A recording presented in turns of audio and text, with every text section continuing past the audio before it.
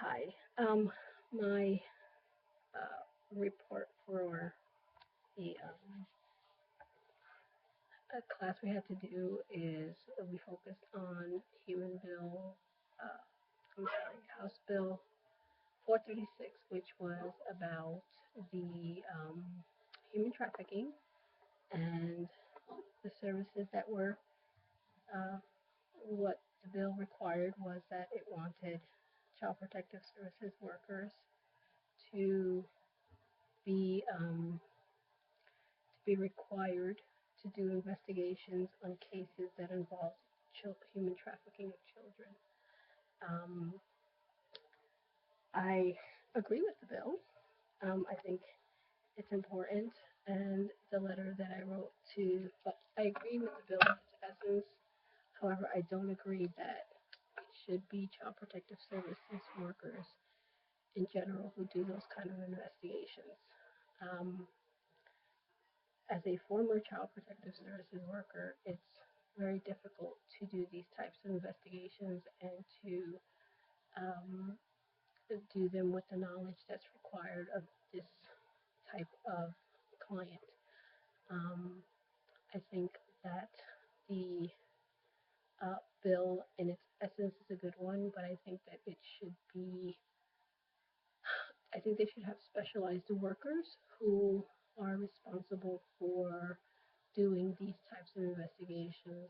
I think they should have, because these are not necessarily everyday cases, and just because we've been hearing about them more recently, I think that we need to um, see that uh, the need is there, but it's not as great as a need for regular child protective services workers who are dealing with cases of abuse and neglect. Or I think that what would be beneficial is if we had a handful of child protective services workers who are interested in doing this kind of work, who can take more intensive training on how to investigate these cases, uh, how to interview these clients, and how to work with them. And then we would have those workers available um, via jurisdictions as opposed to each agency having one. I think it's a burden on especially the smaller agencies if you have to have one person or every person be able to do that type of work um, for um, for us. So my suggestion would be that it would be a select group of social workers who want to do this type of work and who receive specialized training to do this type of work and interviewing and investigation um, that would do this particular type of work. In the letter to the editor, which is what I did, I basically stated again what 486 was about, um, what the conditions were, and how I felt. Um, Although it was good in its essence, wasn't necessarily something that I would support as a worker, um, as a CPS worker. As a citizen, I think it's a good idea, again, but I think that we need to be able to have more specialized groups be able to do this, as opposed to everyone in general. Also, uh, personally, I think that um, there are other more important things that need to be looked at. I think that's just a small scope of it, but I think that the issue of human trafficking in and of itself is um, a big one.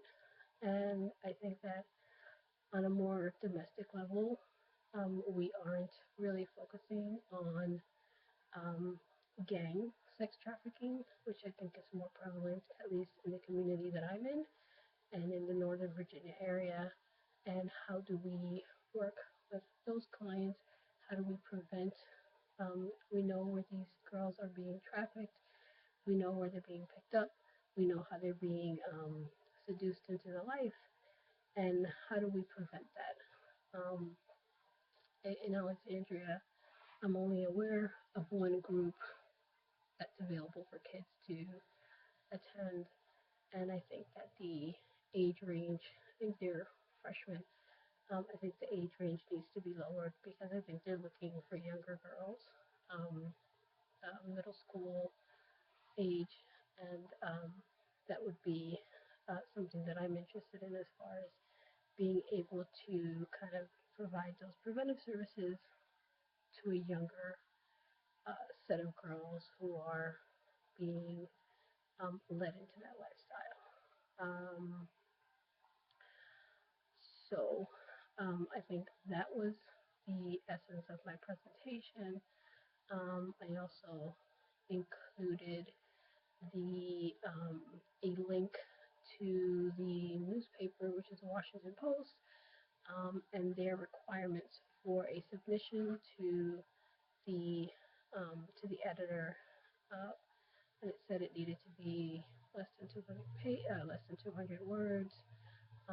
My letter actually was, I think, more than that, but I tried to keep it as short as possible, because the less you stick to their restrictions, the less likely it'll be that they will consider your letter for publication. Um, and then I think just for from a uh, social policy standpoint, I think that 486 died in the House, and that